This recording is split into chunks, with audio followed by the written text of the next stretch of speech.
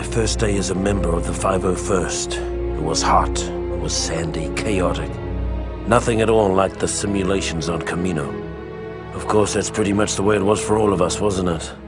All that breeding, all those years of training. It doesn't really prepare you for all the screaming or the blood, does it? Frankly, I'm still amazed we ever made it through the first hour. Never mind the first day. Incredibly, the 501st survived the crucible of Geonosis, emerging battle-hardened and ready for whatever the war would throw at us. In the waning months of the Clone Wars, the 501st faced missions critical to the agenda of Chancellor Palpatine. When we arrived at the bombed-out ruins of Megiddo, our Jedi commander believed we had been sent to take out a droid energy collector.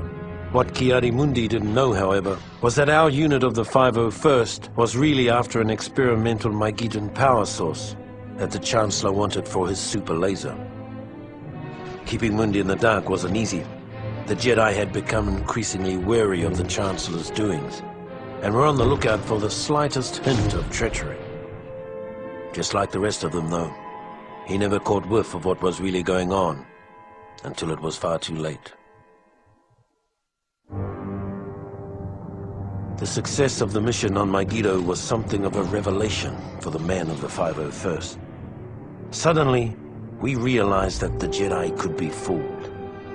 And if they could be fooled, they could be killed.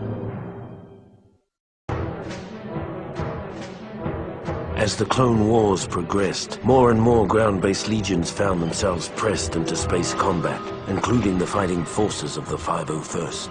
For months, every hour of our downtime was spent in the simulator, preparing for the time we would face our enemies from the cockpit of a 170.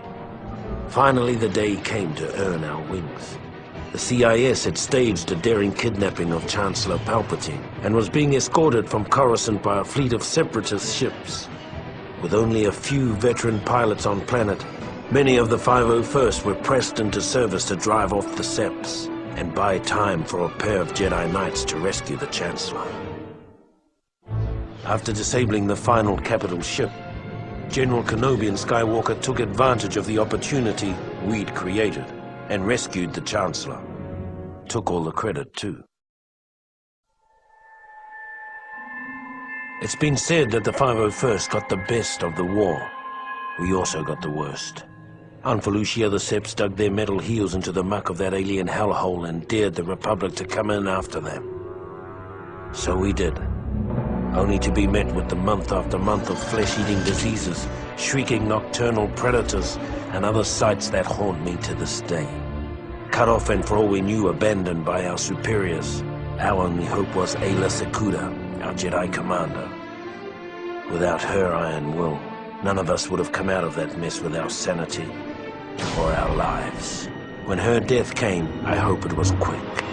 She earned that much. When the 501st was finally rotated out of Felucia, Aayla Secura made a point of seeing us off personally, calling us the bravest soldiers she had ever seen. It's a good thing we were wearing helmets, because none of us could bear to look her in the eye.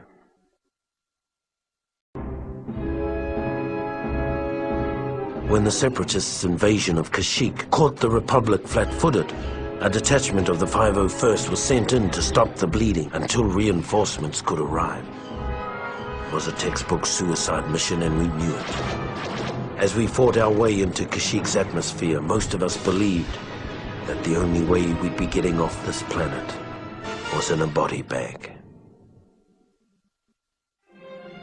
As the 501st finally broke through the Sep blockade over Kashyyyk, I took a long look back at the battle that continued to rage over the planet and wondered why so many had to die for a bunch of walking carpets.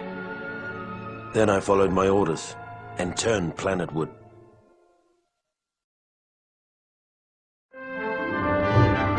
With the timely arrival of Master Yoda, the 501st was able to hold the line against the Seps on Kashyyyk. We left as heroes.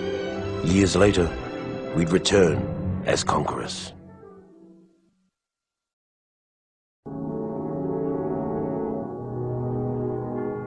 In our bones, we knew the war was almost over. The galaxy held its breath, waiting to see which side would make the final, daring move. As fortune would have it, the Republic moved first.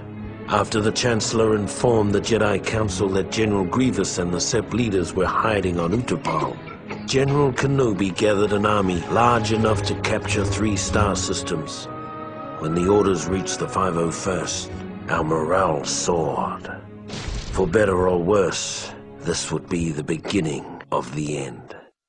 With the death of General Grievous at the hands of General Kenobi, the Utapau raid had broken the back of the Separatists. Under normal circumstances, it would have been a time for celebration. But our next orders put paid to those thoughts.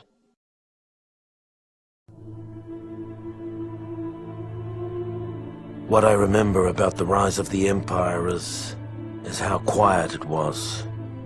During the waning hours of the Clone Wars, the 501st Legion was discreetly transferred back to Coruscant. It was a silent trip. We all knew what was about to happen, what we're about to do.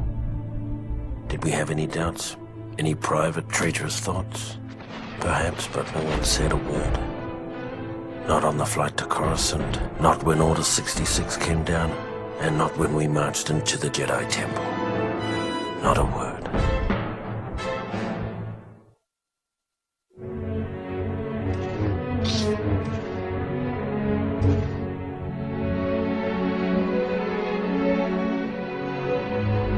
With the fall of Coruscant and the elimination of the traitorous Jedi, Palpatine's rise to power was complete.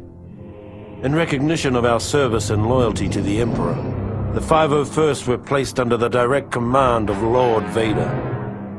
Armed with deadly new weapons, blazing new ships, and shiny new armor, our presence let the galaxy know that the days of the old Republic were well and truly over. We were establishing a new era, an era of order and peace.